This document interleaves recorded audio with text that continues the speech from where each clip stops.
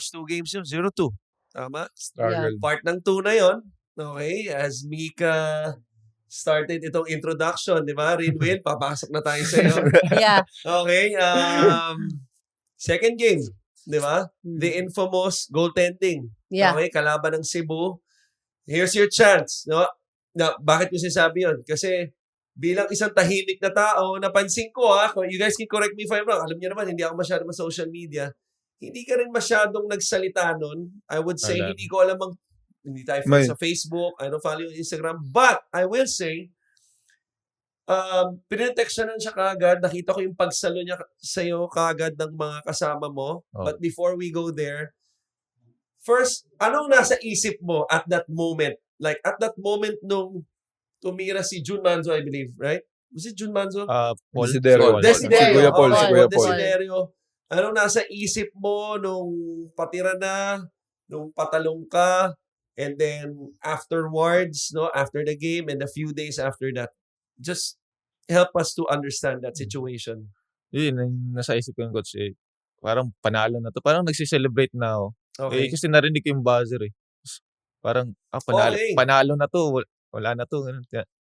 Yun nasa isip ko, wala na to. Wala na to, panalo na. Tapos pag tumalon lahat ng bench sa Cebu, doon ako parang Napaisip ka. parang napaisip ko, parang tumigas ako. Napaka-ano na sa ulo. Nanumb siya. Okay. So just to make it clear, okay? Para ma-visualize ng mga viewers natin, nung tumalong ka, nasa isip mo nag-buzzer na tapos na ang game. Oo, tapos na ang game. Okay. Kaya mo ginawa yun. Tapos na ang game. Panalo na kami. Yun yung sa isip ko, panalo na. Okay. Pero nagsiselebrate na ako. Okay. Pero in fairness, alam mo, may nakita din ako mga clips nila, Westbrook, Giannis, yung tapos na yung buzzer, tapos kung titira yung kalaban niya, sinusupalpal din nila na goaltending. Parang I think it's parang so that, I don't know why they also do that. I don't know if you've seen those clips. Yeah, I know what you mean. Yeah. I think who started that is Kevin Garnett. Kevin Garnett, yeah, you don't let them shoot. But this was a different situation, no? Because this was yung end game, no? But I know what you mean. Mm-hmm. Now, ang ano ko rin dyan, kasi may narinig din akong angulo, no? Na this is something, you could verify this, Rinwil. This is something na medyo ginagawa mo rin daw sa practice, tama ba? Wala. Hindi totoo yun? Hindi pa. Ano lang, mga extra dunk lang sa practice. Pero hindi yung pag kunyari, sa scrimmage kayo, Wala. or maybe a drill na talagang igugultin. Yun lang to. First so, time. yun lang talaga. Yun lang talaga. Isip ko nag-buzzer na tapos na. Oo. Okay. Nagbalaw lang yung paa. Let's talk about that certain moment, no? So, nangyari na. Narinig mo na. Nag-numb ka na. Andun ako Nakikita ko talaga, ang bagal na ng lakad mo papunta sa bench. Pero ang unang umakbay sa kanya si Coach Cholo at saka si Sed. Tama? Correct. Ano nangyari nun? Kwento mo sa amin. Paano? Anong bulong sa'yo? Wala. Una, nilapit ako ng Coach Cholo. Parang pinaglaban pa ni Coach Cholo. Wala na yan. Oras na. Parang, wala akong marinig Parang blanco na Oo. Imagine that is not usual. Okay? That is not usual. That is not usual that the head coach, who is supposedly very disappointed, at that very moment, goes up to the guy It's a natural reaction. who everyone could blame for that game. Yeah. Could easily I'll blame. say it now. If I was the head coach, nung time, baka iba yung ginawa ko. Baka hindi kita inakbayan. Okay. Sa totoo lang. That's true. And I could, because I know the coaches and I know how they are, I could easily say two names in my head. Of course, I will not say it. In my head. Say it. I could easily think of two coaches that would have done the opposite at that very moment. Curse him out. Right? At the Exactly. worst scenario. Or received a punch. I don't know. Tingin ko hindi naman. Tingin ko hindi naman. Marunong na mga coaches ngayon. Okay. Lahat ng cameras may angulo na tapos yung camera pa Tama. No, but that was a joke. But in general, like, shout out kay Coach Egay. You would not really imagine that gesture at that moment, diba? But because he is Cholo Villanueva, because he is a very objective person, anong una niyang sinabi sa'yo nun, Rinwil? Nung nakita ko nakbayan ka niya Anong sabi niya sa'yo? Meron ba sinabi o sa dugout na or after? Wala sa nakbayan lang niya ako. Okay. Naglalakad ako papunta ng dugout. Nakayuko lang. Parang doon, dandaan ako sa dugout. Tapos wala siyang sinabi nun. Tahimik lang. I admit, inaamin ko, na sabi ko, ano ba yan si Rinwil? Dapat mas lalo siya maglaro ngayon. Unfortunately, So wait, inaamin mo na mali ka. hindi naman. Sabihin mo. Okay, Mali ka. unfortunately. Kasi ano daw Tama hindi siya bihirang lagi. tama daw Yeah. siya lagi. Yeah. Okay, Oo, di ba sir. yun ang pagkaintindi nyo? Sige, go. Unfortunately, he was sick.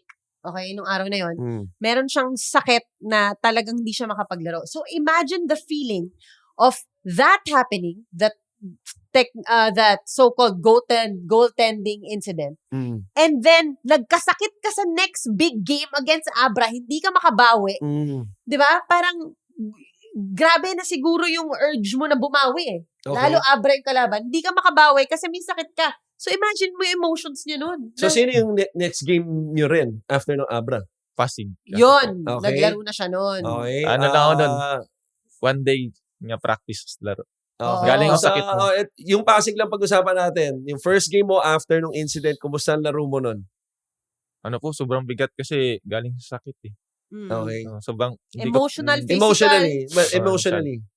Like, dala-dala mo pa ba yung Oo, nangyari? dala-dala ko. Oo. Ano lang, malihim kasi ako eh. Okay. Hindi ko masyadong sinasabi sa. Okay. Okay, so going to your question, ano na ngayon yung payo mo? Or ano sa tingin mo yung makikita pa namin kay Rinwil pagkatapos ng incidenteng yon, moving forward, umabot man kayo ng division finals, national finals, ano na yung naging pagbabago Kasi sa'yo? sure playoff team na to. Hindi. Ang unang Hindi ginawa, katulad ng iba. nung unang ginawa ko nun, naglaylo ako sa social media. Erase talaga Okay. yung So, meron ka Facebook. social media? meron po. Na Facebook, Instagram, TikTok, meron ka ba? Ngayon wala na. Ngayon wala na. Ngayon wala na. Okay. Wala na. Laylo Okay. muna tayo sa Okay. Tinago ko muna yung app, hide ko muna. Ano Okay. lang talaga, messenger lang. Okay. Tapos wala akong nireplyan kahit sino. Okay. Except mga kasama mo, syempre. Hindi, kahit ibang kasama, hindi ko nireplyan. Okay. So, parang pinili niya lang yung kakausapin niya. Okay. Pili lang. Even sa team. Opo. Okay. Tapos sa family ko, pili lang din. Okay. Okay, o tapos, Okay. Tapos minessage ako ng yung agent ko, si Boss JR Guevara. Okay. Sa Shout ano, out. shout out. Tapos minessage niya sa Viber lang ako minessage. Siya sabi niya, "Dong, wag ka muna mag-social media para sa peace of mind mo rin." Yes. Yun, hindi mo Yeah, na ako social I media. think that was the best advice. Okay, so ano nga may papayo mo sa mga players na malamang pagdadaanan din to? No. Ano lang, stay focus lang din sa laro, ganun. next game mentality. Next Mm. game, Oo. next game, hindi matatapos tong laro. Doon ka rin matututo eh. Doon ka rin mag-matured.